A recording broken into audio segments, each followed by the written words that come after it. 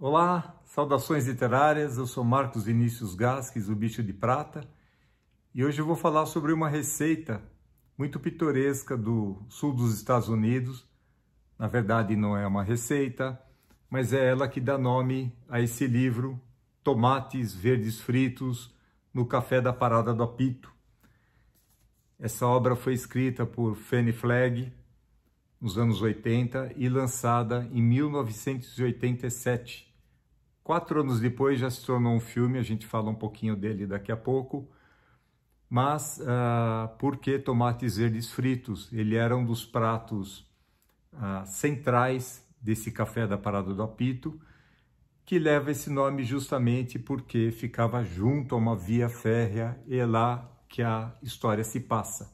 Ela é narrada em 2 tempos, em 1929 e 1985, como uma lembrança, como lembranças, recordações de uma das moradoras da Parada do Apito. Bom, do que se trata? É um romance muito interessante, porque ele vai despertando curiosidades, acontecem mistérios que vão se arrastando ao longo da história, e tudo gira em torno do quê? Em 1929, os Estados Unidos entraram no que se chama a Grande Depressão. Isso aí também abalou a economia do mundo, e havia uma crise social gigantesca nos Estados Unidos, muito desemprego, muita gente passando necessidade, e isso não é o foco da narrativa, mas isso acaba sendo o pano de fundo que se junta à questão do racismo. Alabama, que é o estado natal da autora e é onde se passa a história, ele fica no sudeste dos Estados Unidos, e naquela época ainda havia resquícios muito fortes do racismo, com atividade inclusive da Ku Klux Klan, e os negros sofriam bastante ainda com a questão da discriminação racial, a maneira de se referir aos negros, enfim. E muitos deles trabalham no café da Parada do Apito, são pessoas queridas na comunidade, são pessoas respeitadas, mas até por conta disso, as donas que tocam o café da Parada do Apito, elas sofrem uma pressão. Por quê? Porque elas atendem tanto as pessoas desassistidas que estão vivendo esse problema da recessão, da falta de emprego, acampamentos de famílias justamente na beira da ferrovia, como atendem também, como empregam e dão assistência aos negros, né? E por isso elas são bastante recriminadas. Esse é outro traço que perpassa todo o romance, que é justamente que são as donas desse café. Ide, que foi uma moça bastante, desde cedo, bastante moleca, né?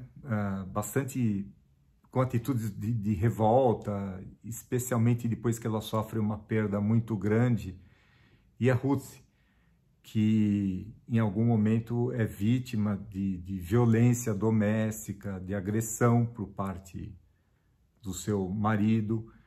Enfim, essas duas mulheres são que tocam o café, e de uma maneira muito elegante, muito sutil, mas de qualquer maneira fica claro que existe uma relação entre elas.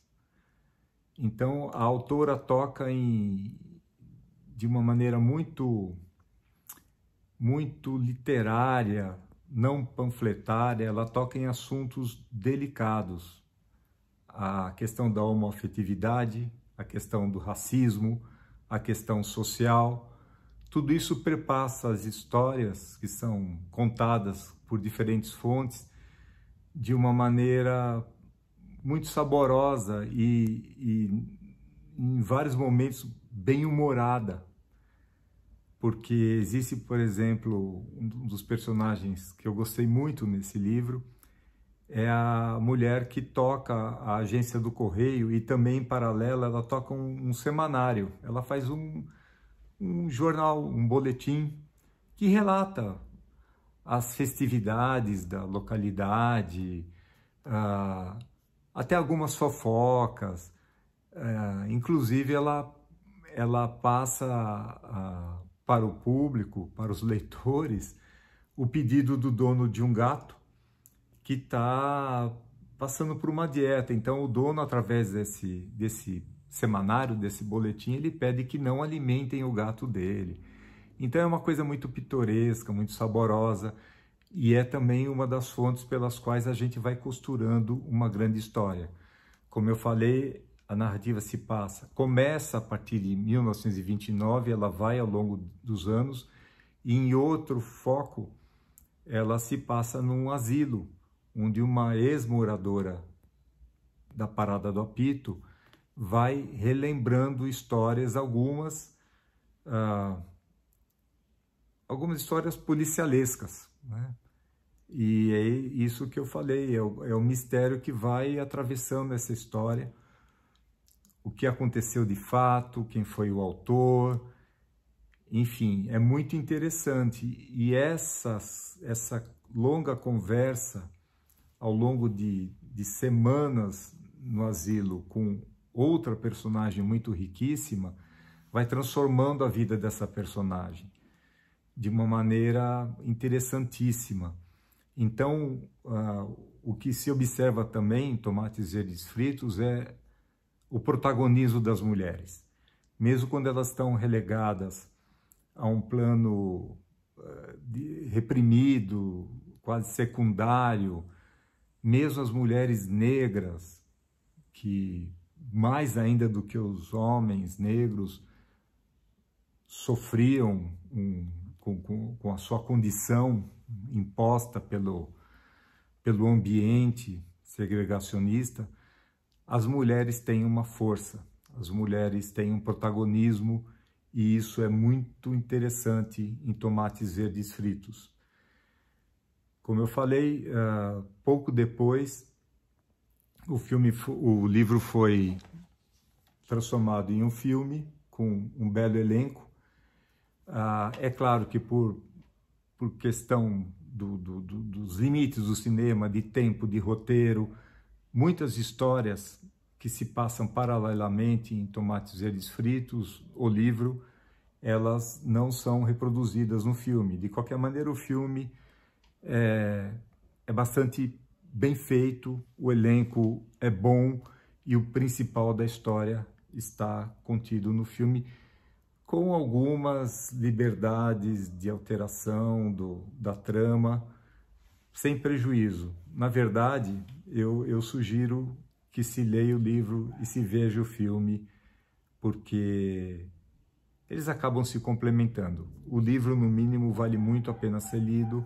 O filme é um complemento, é um sabor, um tempero extra para essa história, que é muito bacana. É muito bacana, os capítulos são curtinhos, a história vai evoluindo, e sempre com essa pegada da autora, Fanny Flagg, que é colocar fontes diferentes, relatando os episódios em momentos do tempo diferentes.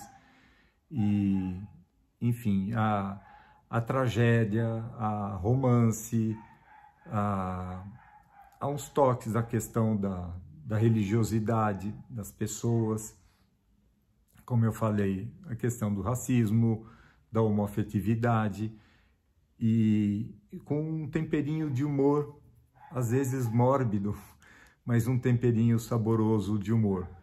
Mas é isso, sempre as mulheres à frente, com esse protagonismo sempre presente, mesmo nos momentos mais desafiadores.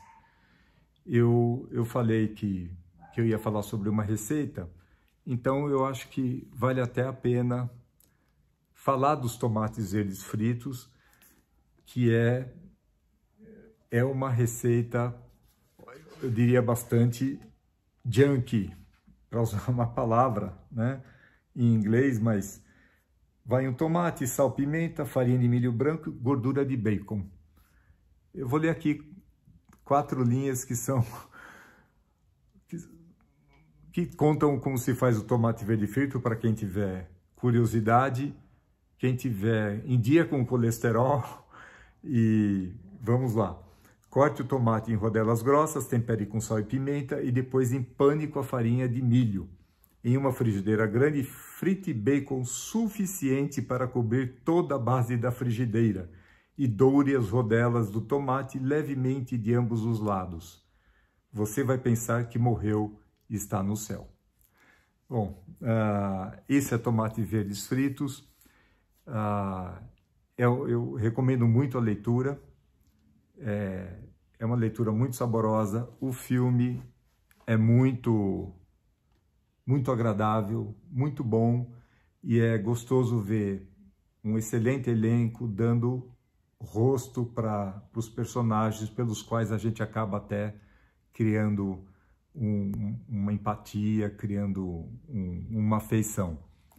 É isso. Experimente Tomates Verdes Fritos, o filme, o livro e talvez até a receita, mas coloca lá aquele papel toalha que se usa na cozinha para retirar o excesso de gordura. Mas quando a gente vê os personagens comendo no filme, dá vontade. Tenha vontade também de ler. Boas leituras. Até a próxima.